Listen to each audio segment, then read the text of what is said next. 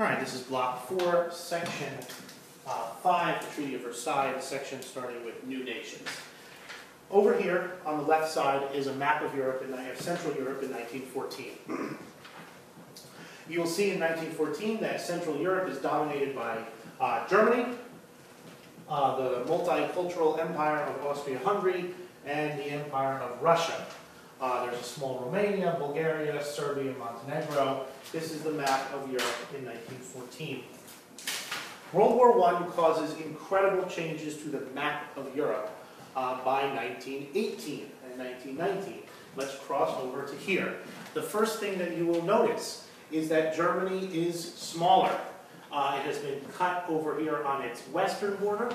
There has been a shot driven through its eastern section. Germany has been divided in half into Germany and then East Prussia, which is a, whoa, me, hold on. Not ready for you yet. Previous. Austria-Hungary as a country has completely disappeared. It has been turned into the various independent nations of Austria, Hungary, Czechoslovakia, Yugoslavia. Romania is bigger. Russia, you will see, has shrunk and turned into the USSR, the Soviet Union.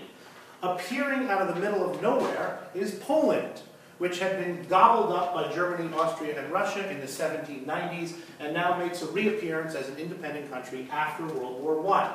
The nations of Lithuania, Latvia, and Estonia also appear on the map. And this is due to President Wilson's insistence on self-determination.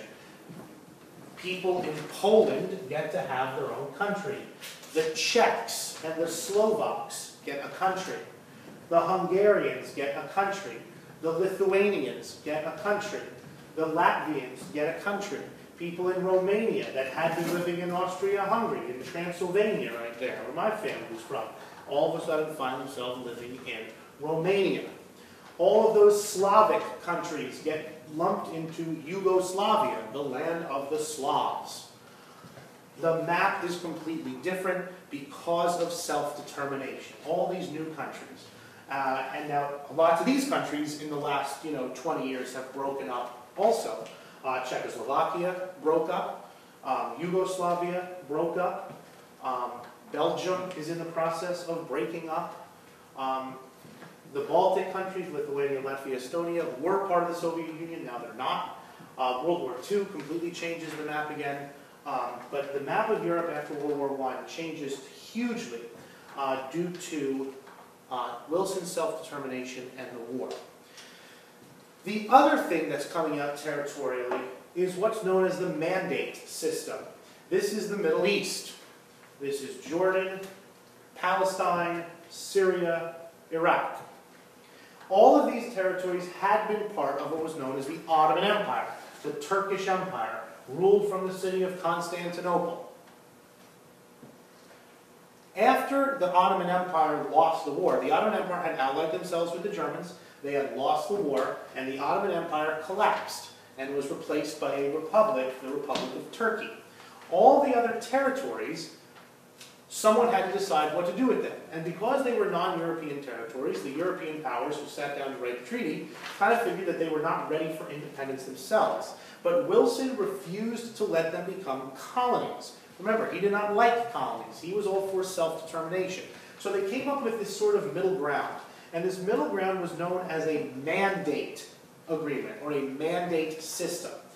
These countries specifically in the Middle East were mandated to Britain and France with the promise that they would kind of be like colonies for a while and then get their independence.